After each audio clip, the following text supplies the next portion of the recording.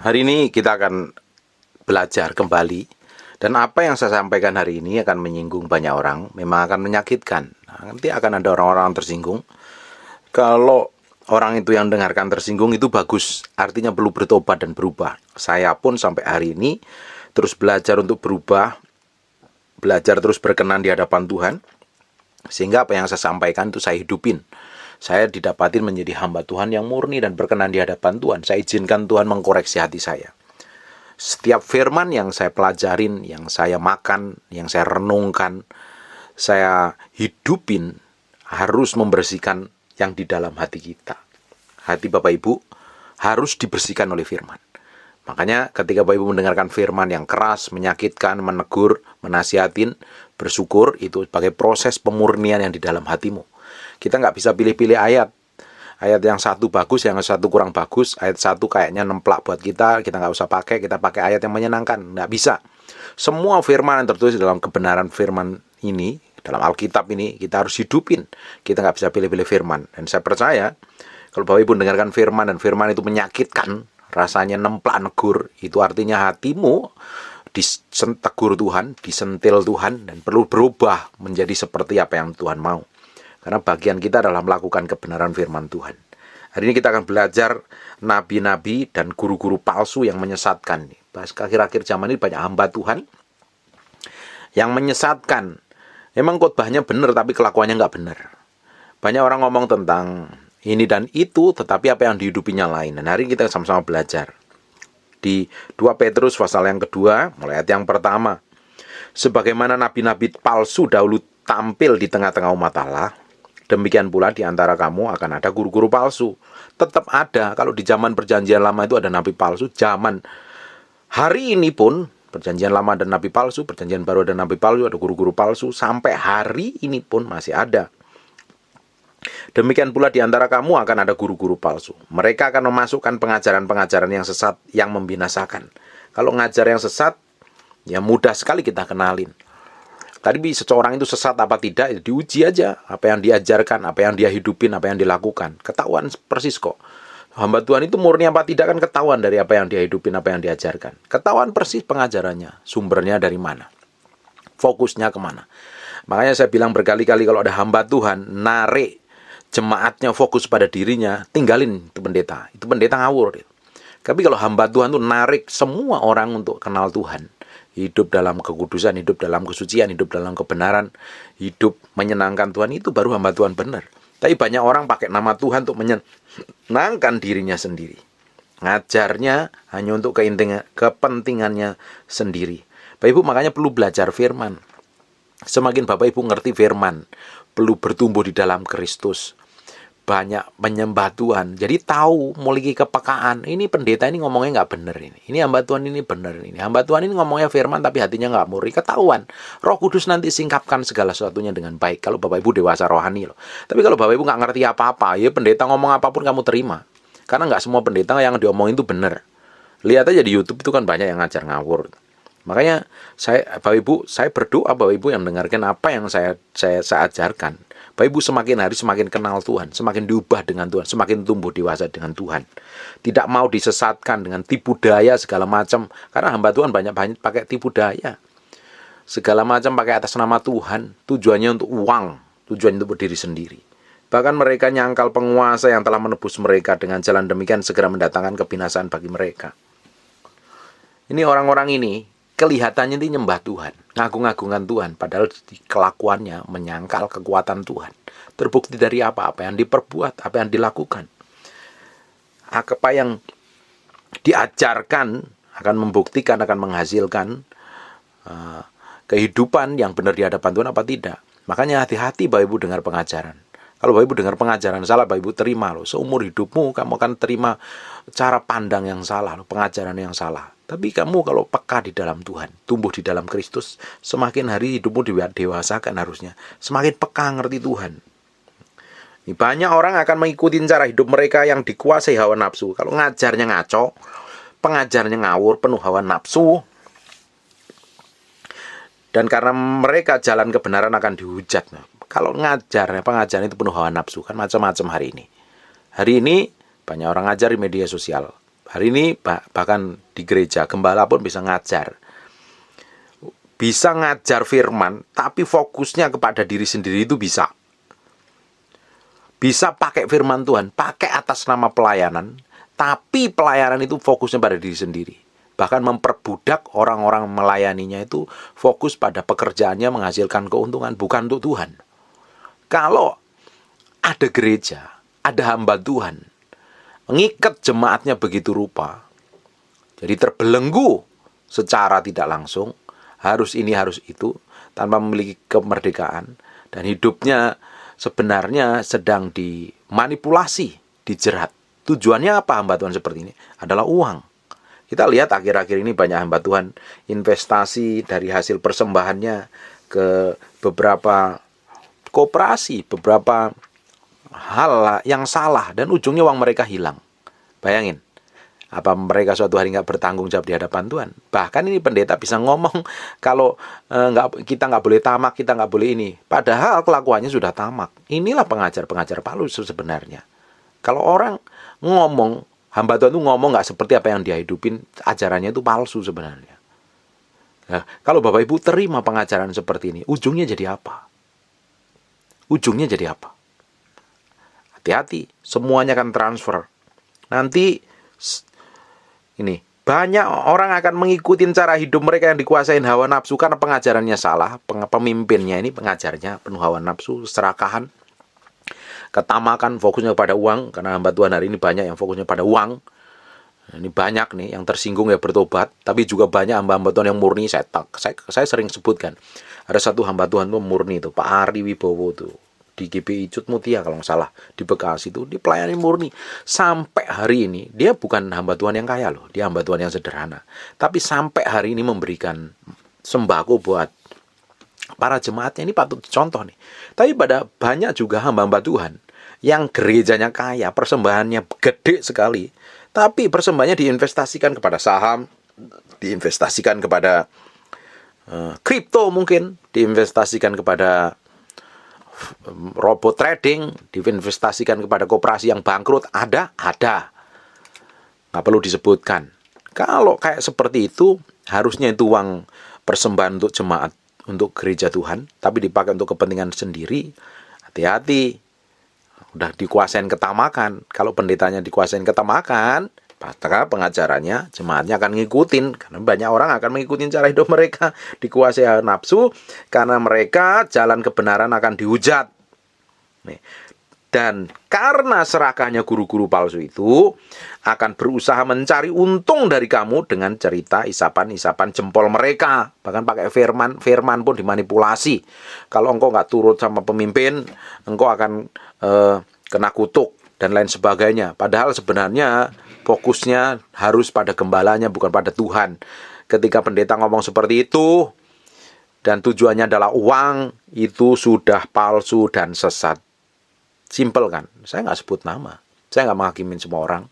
Dan ini bisa saja terjadi dalam diri saya. Kalau saya didapatin diri saya menjadi orang yang palsu dan menyesatkan, ya harus bertobat saya. Sebelum suatu hari nanti berurusan sama Tuhan.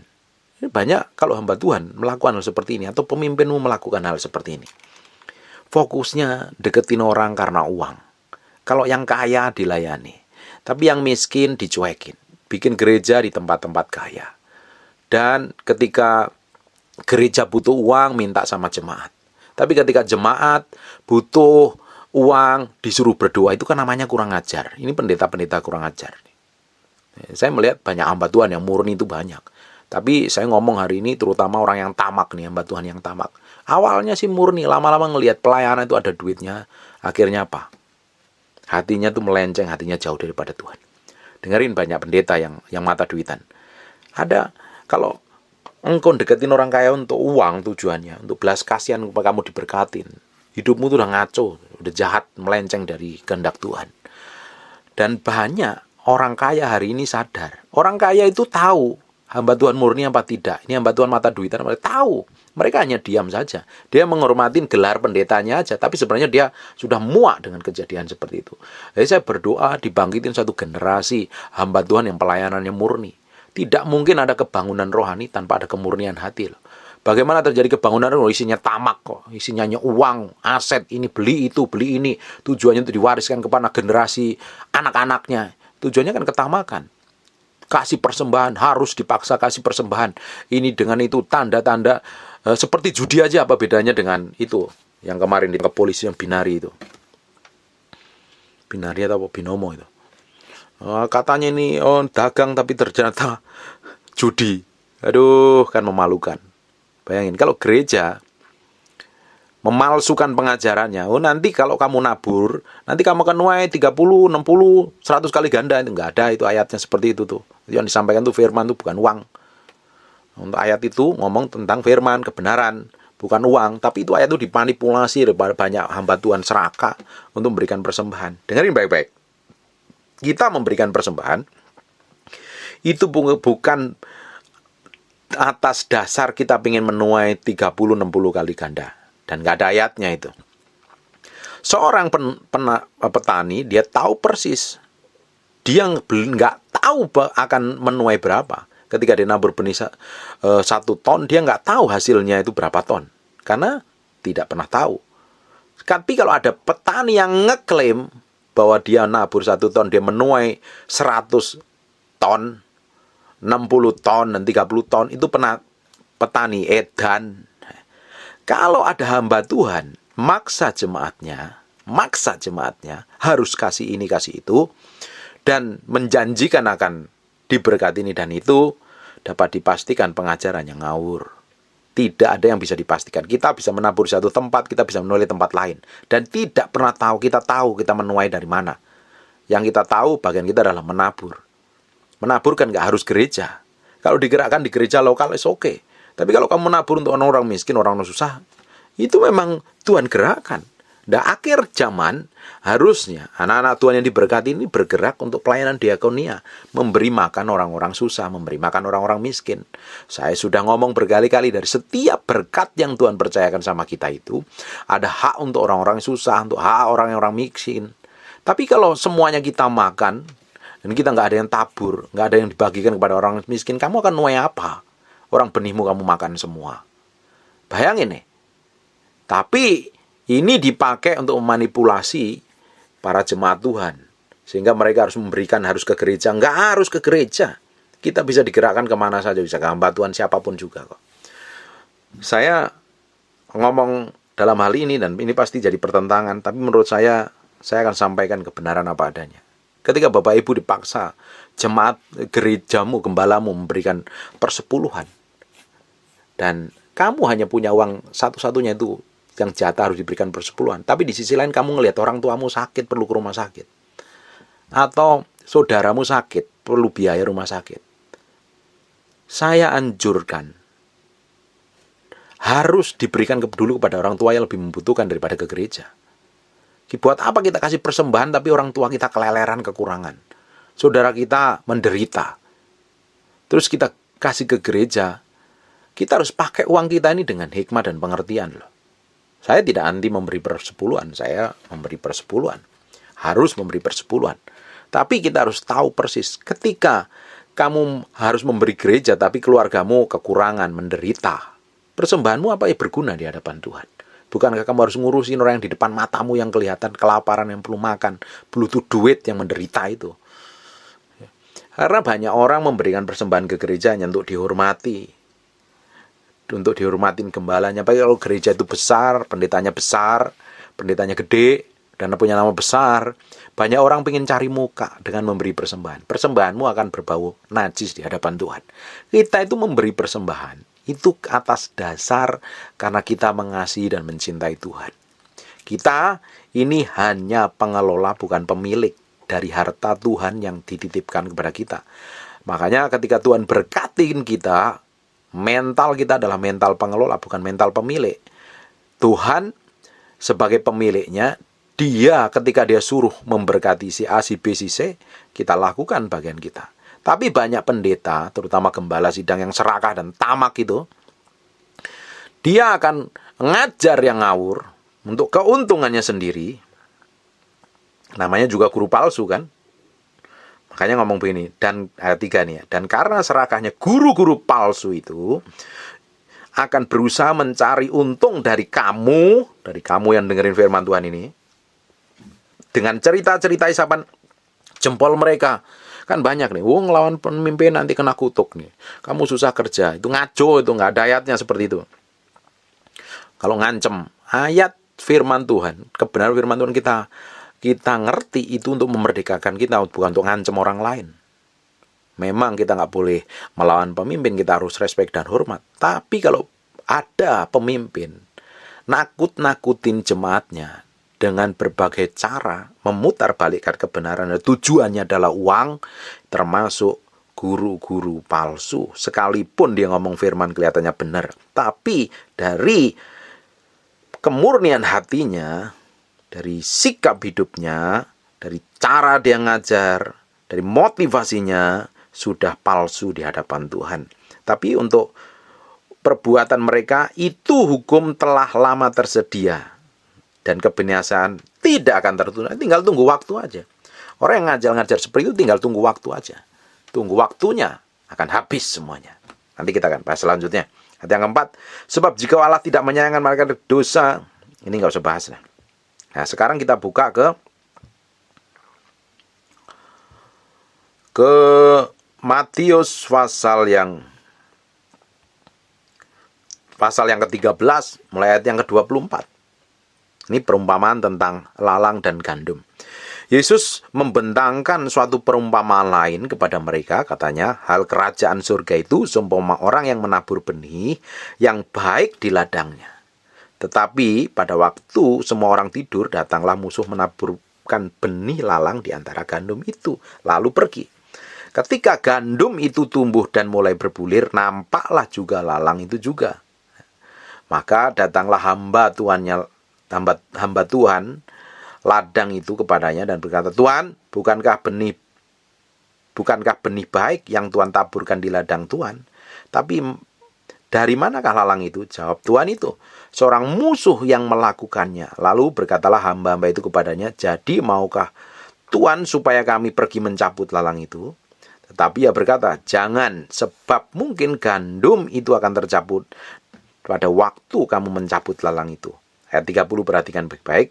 Biarkanlah keduanya tumbuh bersama sampai waktu menuai. Pada waktu itu aku akan berkata kepada para penuai, kumpulkanlah dahulu lalang dan berkas lalang itu, dan ikatlah berkas-berkas untuk dibakar. Kemudian kumpullah gandum itu di dalam lumbungku. Hari ini Tuhan memang biarkan antara lalang dan gandum tumbuh berbarengan. Ya kelihatannya mirip, tapi buahnya kan yang membedakan. Ketika sudah matang, sudah masa menuai, buahnya akan kelihatan. Hari ini hamba Tuhan bisa khotbah ini itu, bisa manipulasi, nipu segala macam, hanya pada fokus keuntungannya diri sendiri. Tapi pada waktu nanti Tuhan menyatakan kemuliaannya, akan terlihat semuanya. Terlihatnya sebenarnya dari mana sih hamba Tuhan itu benar apa enggak? Dari hidupnya, dari kelakuannya. Ketahuan kan, buah hidupnya itu kan membuktikan. Cek keluarganya, cek orang-orang yang dibimbing diajarinya, yang dimuridkannya mungkin. Coba dicek nih, hidupnya hari-hari seperti apa. Tapi, makanya saya bilang, kalau orang itu jatuh dalam perzinahan, itu kelihatan. Oh, dia jatuh perzinahan. Tapi kalau seseorang itu tamak dan serakah dan cinta akan uang, tidak akan pernah kelihatan. Dia bisa tetap khotbah, dia tetap bisa doain orang, dia tetap bisa tumpang tangan, tetapi hatinya tetap serakah dan jahat di mata Tuhan. Dosa itu sama. Dosa perzinahan sama dua ketamakan itu sama, nggak ada bedanya. Hanya yang membedakan kan kelihatan dan tidak kelihatan. Nah, hari ini, kalau ada orang ngajar tujuannya untuk uang, hamba Tuhan tujuannya untuk uang. Saya lihat dengan mata kepala sendiri banyak orang yang motivasinya uang dan lain sebagainya loh. Bayangin kalau kamu nih belajar sama pendeta yang mata duitan, serakah, rakus akan uang. Itu artinya masih penuh kedagingan. Dan kamu akan terima impartasi pengajaran yang sama dan kamu terima, kamu makan, kamu jadi orang serakah dan tamak loh. Ujung-ujungnya engkau akan ditolak Tuhan. Nah, kalau hamba Tuhan, makanya semua hamba Tuhan itu harus mati. Kalau hamba Tuhan, gurunya mati daging, mati atas keinginannya, jemaatnya yang diajari juga belajar mati daging atas keinginannya. Saya ini punya teman, punya sahabat. Buat saya itu dia sahabat dan om, saya panggilnya om. Dia orang dulu pernah kerja di BUMN dan lumayan gajinya gede. Dia punya uang yang banyak. Menurut saya uangnya banyak sekali. Dan saya bilang, Om ganti mobil yang bagus karena seumur umur harus menikmatin. Dia hanya ketawa saja. Wes aku nggak pingin apa-apa. Kemarin saya datang ke tokonya, Om, kan di toko ini lagi sepi karena dia udah pensiun, dia buka toko, pasang TV. Dia hanya ketawa aja. Saya tahu nggak Bapak Ibu yang dia katakan apa? Lu saya itu nonton TV itu untung saya apa? Saya dapat belajar apa? Seandainya saya nonton Korea gitu ya, nonton sinetron, nonton itu dapatnya apa? Dia bilang, wah, emang ini orang sudah mati keinginannya. Dan di hari ini fokus hanya pakai hidup, sisa hidupnya jadi berkat bagi banyak orang dan sangat memberkatin banyak orang. Ini orang-orang yang seperti ini sebenarnya jadi contoh pelayanan yang baik nih. Tapi hari ini coba lihat kita ada beberapa pendeta ya, serakah bikin buka gereja sana sini. Yang dibuka gereja itu gereja kaya loh. Gereja tempat-tempat orang kaya loh. Ketika dia buka gereja tempat orang kaya menghasilkan, dia bikin. Tapi ketika dia buka gereja untuk pelayan orang miskin dan merugikan, tutup. Bayangin motivasinya apa coba kira-kira. Dan maksa semua harus memberikan persembahan ini, persembahan itu. Sebenarnya tujuannya untuk ketamakan. Buat apa? Karena semua persembahan yang diberikan ke gereja itu bukan untuk foya-foya, buat disimpan, buat diinvestasikan. Dan investasi itu bodong ternyata. Bukan. Semua persembahan yang diberikan kepada gereja itu harus balik kepada keperluan, kebutuhan jemaat harusnya. Tapi nyatanya hari ini berapa banyak ketika gembala dengan gembar-gembar pakai ayat ini untuk saya ini bukan nanti persepuluhan ya. Saya berikan persepuluhan. Hanya fokus ngajar supaya dapat uang dan uang itu dipakai untuk kepentingannya sendiri, kehidupannya sendiri, masa depan untuk anak-anaknya, itu sudah termasuk guru palsu dan pengajaran yang ngatur dan sesat. Siapapun itu. Saya kenal mentor-mentor saya, guru-guru rohani saya. Saya itu belajar banyak sama mereka. Mereka bisa kasih makan ribuan orang setiap bulan untuk pelayanan orang-orang miskin. Karena saya percaya sebelum kedatangan Tuhan untuk kedua kali, gereja akan dipakai untuk memberkati orang-orang miskin. Memberi makan banyak orang. Saya lakukan itu, saya belajar lakukan terus. Saya punya visi suatu hari saya akan memberi makan sebuah kota. Bagaimana caranya? Ya kita mulai dari hal kecil dulu. Saya dengan istri coba lakukan hal kecil, kita belajar setia. Suatu hari saya percaya, Tuhan akan percayakan memberi saya makan sebuah kota. Nah, harusnya gereja tampil dalam kondisi pandemi seperti ini. Ini kan kondisi banyak jemaat yang susah, banyak kekurangan. Kalau hanya sekedar kasih Indomie 5, kasih beras 5 kilo, terus dipajang, difoto, taruh di IG, di pengumuman gereja, itu namanya apa? Itu hanya pencitraan, itu kepalsuan, itu pemberian dengan penuh kepalsuan dan embel-embel. Harusnya terjun, real kasih makan jemaatnya. Kalau gereja itu besar ya, gereja besar, jemaatnya ribuan, dan saya yakin uangnya itu banyak sekali tuh. Harusnya uang itu dikeluarkan dari kas gereja, dikasih makan tuh jemaat-jemaat yang susah itu. Dicek satu persatu. Tapi kalau uang dikumpulkan terus akhirnya diinvestasikan di investasi bodong dan ditaruh di apalah, main forex, main trading, main binomo mungkin, mau main apalagi tuh yang lagi ngetren. Supaya tujuannya untuk jadi sultan, wong edan itu namanya. Itu pendeta auto edan, bukan auto sultan. Itu perlu bertobat itu. Kita harusnya ya, kita tuh sebagai anak Tuhan, harusnya tambah hari keinginan daging kita semakin dimatikan loh. Bapak Ibu, kalau tiap hari keinginan dagingmu semakin hari semakin menonjol, menguasaimu, keserakahan, ketamakan, ingin ini, pingin. Kalau orang pingin kaya nanti akan terjebak dengan banyak kesusahan loh. Tapi kita harus tanggung jawab. Saya ini orang yang tanggung jawab dengan semua pekerjaan dipercayakan kepada saya. Saya dagang, saya punya usaha, saya kerjakan dengan tanggung jawab. Tapi tujuan saya bukan hanya sekedar mengejar uang. Saya lebih mementingkan mengejar Tuhan, pribadi Tuhan. Makanya ketika seseorang itu mengejar Tuhan, hatinya fokusnya kepada Tuhan, bukan fokus pada pekerjaan, itu hati-hati nih. Karena banyak guru-guru palsu yang ngajar, kita ini harus financial freedom, harus begini, harus kerja keras. Semua kekayaan itu datangnya daripada Tuhan, bukan karena kerja kerasmu. Kalau engkau fokus pada kerja kerasmu, keberhasilmu, ujungnya kamu akan menomorsatukan pekerjaanmu dengan jadi menomor keduakan Tuhan atau menomor tigakan Tuhan.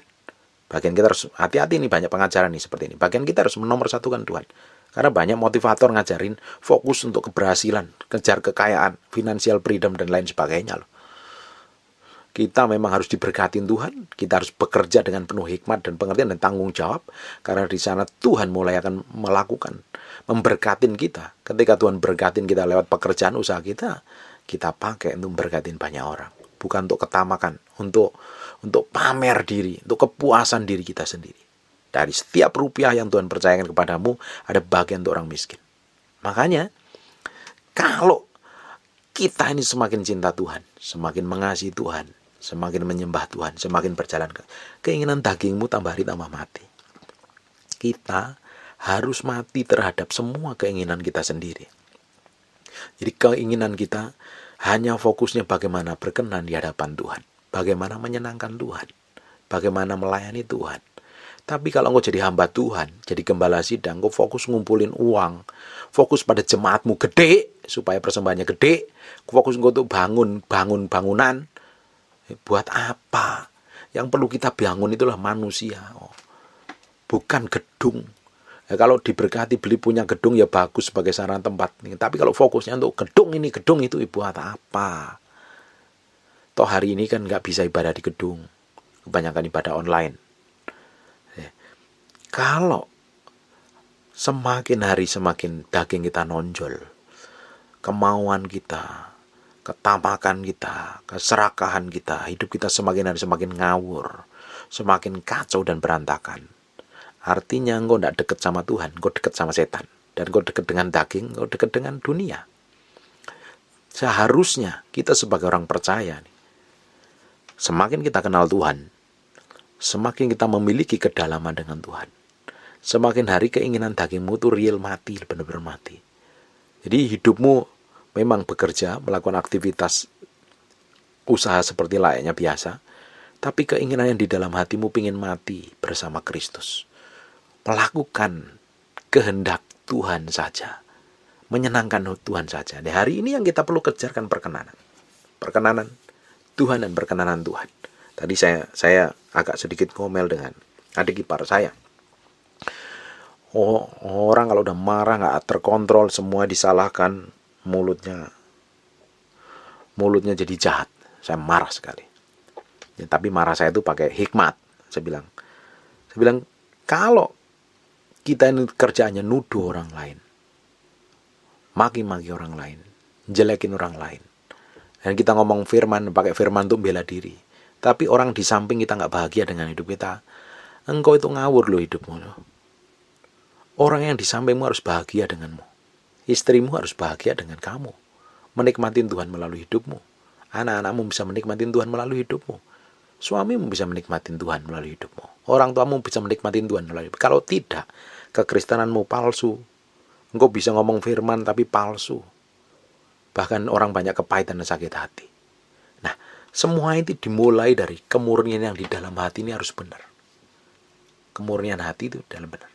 Di awal saya bilang, kalau seseorang hamba Tuhan itu jatuh dalam dosa perzinahan, perselingkuhan, punya kumpul kebo atau punya simpenan, itu tahu, kelihatan mata semuanya. Dan orang pasti hakimi gila-gilaan.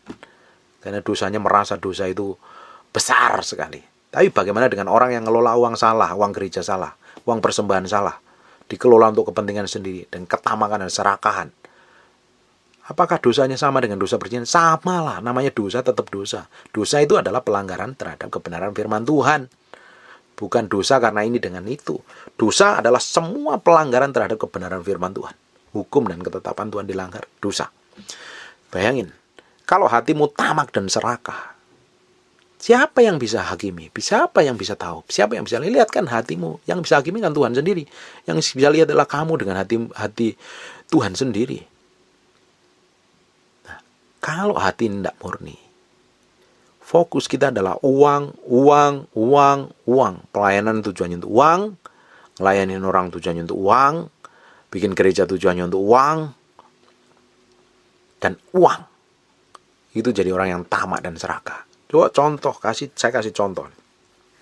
Gehazi ini melayani hamba Tuhan yang diurapi, powerful sekali. Melihat dengan mata kepalanya mujizat bagaimana Tuhan bekerja dahsyat dan ajaib sekali. Tiap hari nempel sama hamba Tuhan yang diurapi tuannya. Ini hamba Tuhan yang diurapi, Tuhan luar biasa. Tapi karena dasar hatinya Gehazi itu tamak dan serakah. Tamak dan serakah. Diambil upah dan ujungnya kena kusta sampai sepanjang umur hidupnya. Di perjanjian lama kalau kena kusta itu kena kutuk loh artinya. Satu lagi, ada nabi yang powerful sekali. Nabi yang powerful. Nabi ini kalau ngomong tuh peka. Kata-katanya itu kalau ngutuk tuh jadi. Ya, istilahnya orang Jawa itu istilahnya sabdo pandito ratu. Perkataannya sebagai hukum dan ketetapan. Namanya Nabi Bileam. Karena upah lagi, ujung-ujungnya uang. Ujung-ujungnya uang. Ujung-ujungnya uang. Dan akhirnya apa? Mati mengerikan. Mati di luar Tuhan. Contoh lagi, saya kasih. Ini imam. Kelasnya imam. Anaknya juga imam. Alias pendeta kalau zaman sekarang. Serakahnya luar biasa. Ketika orang-orang persembahkan korban, diambil dulu bagian yang paling bagus, ada lemaknya, diambil. Makanya dia badannya gemuk dan tidak bisa didik anaknya. Akhirnya apa? Mati. Keluarganya mati habis. Namanya Imam Eli dan Hofni serta Pinehas, anak-anaknya. Ini imam, kelas imam. Ada lagi kelas di zaman perjanjian baru, ada namanya Rasul. Bahkan dia pernah ngikut ngusir setan. Pelayanan, mujizat dan kuasa. Tapi karena upah lagi ujung-ujungnya upah. Akhirnya mati gantung diri. Banyak YouTuber bilang Yudas masuk surga. Segala macam, masa bodoh lah masuk surga apa tidak. Jelasnya dia menjual Yesus. Dan dia mati bunuh diri, gimana bisa masuk surga. Anehnya matinya bunuh diri, gantung diri. Tapi ketika jatuh dari gantung diri itu, kepalanya dahulu dan perutnya terbelah jadi dua. Itu bayangin, bisa bayangin nggak itu? Seperti apa? Kalau nggak salah saya pernah khotbah ya tentang Yudas ini. Investigasi dengan kematian Yudas ini. Nah, bayangin. Kalau di Alkitab ada ngomong berkali-kali kisah yang sama, itu artinya penting. Dari perjanjian lama ada, perjanjian baru ada. Artinya itu penting sekali. Dan itu bisa terjadi di akhir zaman hari ini. Kalau masih tamak dan uang, ingat ya. Kalau ada hamba Tuhan deketin kamu hanya pingin uangmu, jauhi. Kalau ada hamba Tuhan, dia fokusnya kepadamu, bukan fokus kepada Tuhan, jauhi. Siapapun itu, tidak benar itu. Hamba Tuhan yang benar yang membawa orang kenal Tuhan, cinta Tuhan, membawa keluarganya itu semakin harmonis dan cintakan Tuhan. Tapi kalau hamba Tuhan kacau, udah gak ngerti firman, ngajarnya ngaco, memecah belah, tukang menghakimi orang lain di mimbar, jauhin. Guru palsu itu termasuk golongannya. Kalau gak bertobat, dia berurusan sama Tuhan kok. Ini penting nih, kenapa saya ngomong begini, saya gak ngakimin hamba Tuhan itu. Supaya Bapak Ibu yang dengarkan ini pekan, ngerti itu. Jangan salah dengerin pendeta orang ngomong. Karena hari ini kan banyak, karena ada media sosial, orang itu khotbah nyeleneh-nyeleneh. Dapat dikit-dikit penglihatan dan pernyataan roh, nubuatan dan lain sebagainya. Karena pingin dilihat orang, pingin viral. Akhirnya ujung-ujungnya dapat adsen. Saya pernah ngomong kan, Nabi YouTube itu. Kerjanya nubuat terus dari minggu ke minggu. Nubuatannya dari minggu ke minggu terus-terusan itu piye itu karepe itu. Terus nggak ada yang digenapi nubuatannya. Tujuannya apa? Bukankah hanya cari sensasional supaya viral terus dapat viewer yang banyak, dapat adsense, dan ujungnya tetap uang. Makanya kalau fokus kepada uang itu pakai segala cara untuk kepuasan dirimu sendiri. Engkau juga bisa lakukan itu loh. Kalau motivasimu uang, tujuanmu hanya uang, kau bisa sikat orang lain. Hancurkan bisnis orang lain, usaha orang lain. Kau fokus pada dari sini, gak peduli dengan orang lain. Kalau di kantor kau bisa sikut sana, sikut sini. Tujuanmu adalah uang dan ujungnya kau akan binasa. Hari ini yang perlu kita kejar adalah bagaimana kita berkenan di hadapan Tuhan. Ya, saya ngelihat banyak akhir-akhir ini motivasi hamba Tuhan yang gak benar. Tapi di sisi lain juga banyak hamba Tuhan yang benar. Yang setia. Murni. Dan saya berdoa akan dibangkitkan generasi baru.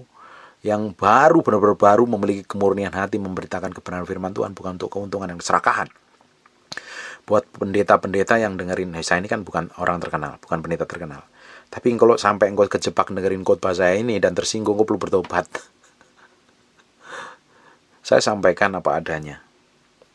Seringkali Saya itu dulu istri saya itu sering tanya, kamu tuh kalau diundang gereja kenapa sih nggak diundang lagi? Saya pikir, ya mungkin khotbah saya nggak bagus, mungkin kurang urapan dan lain sebagainya. Nah, akhir-akhir ini saya baru tahu kenapa ketika saya diundang gereja, ya ada diundang sekali dua kali terus nggak diundang lagi. Saya baru tahu ternyata apa yang saya sampaikan itu terlalu keras. Takut jemaatnya kabur. Nanti kalau jemaatnya kabur nggak dapat persembahan lagi. Saya jadi ketawa. Ya baguslah kalau begitu. Karena saya harus menyampaikan kebenaran apa adanya tanpa ditutup-tutupin. Karena suatu hari Bapak Ibu yang dengarkan akan bertanggung jawab masing-masing di hadapan Tuhan. Saya pun akan bertanggung jawab di hadapan Tuhan. Benar nggak yang saya khotbahin? Benar nggak saya ajarin? Nih, yang kita kejar hari ini perkenanan. Dengan berkenan didapati berkenan di hadapan Tuhan. Dan kita harus bertanggung jawab dari semua apa yang Tuhan percayakan sama kita. Tuhan percayakan pekerjaan apa dalam hidupmu? Kerjakan dengan tanggung jawab, dengan cintakan Tuhan. Melakukannya seperti untuk Tuhan. Jangan fokus pada bagaimana saya diuntungkan, bagaimana saya dapat kaya, bagaimana saya auto sultan. Kalau nggak dapat nanti auto edan. Bagaimana saya bisa beli Lamborghini, beli Ferrari, ternyata ditipu. Kapok kan kalau ditipu. Anehnya kalau pendeta ketipu itu yang konyol. Apalagi uangnya diinvestasikan dan ketipu. Aduh, pendeta konyol itu namanya. Ketahuan kalau serakah.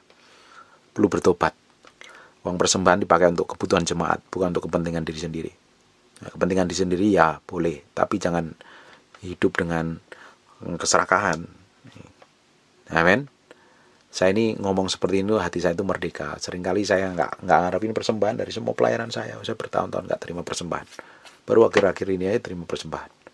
Kalau dikasih puji Tuhan, nggak dikasih nggak puji Tuhan. Nggak, saya nggak mengharapkan. Kalau saya ini kerja, saya punya income, dan Tuhan bisa berkatin saya dengan cara apapun juga.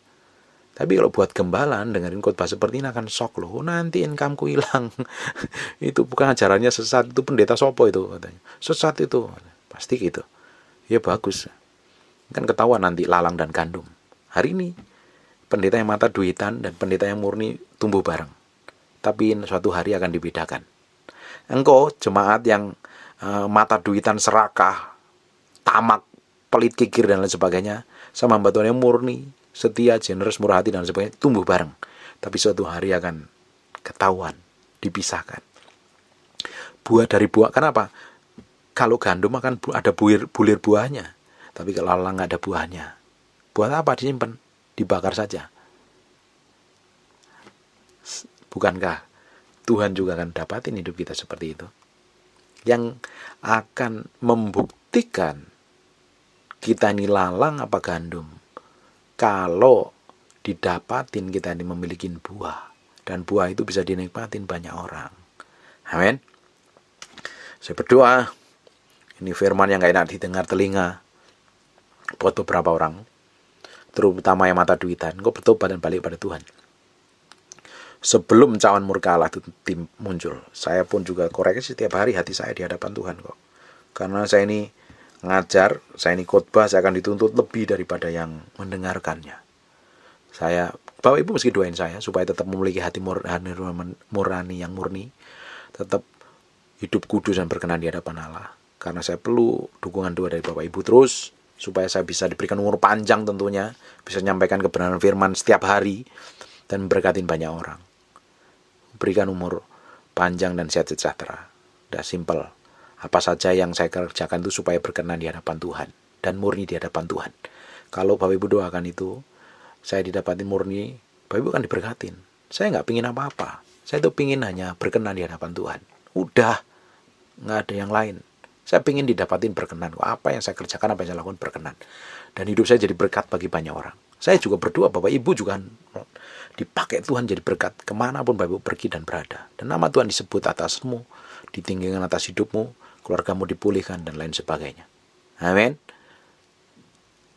Dan Tuhan Yesus memberkati. God bless you.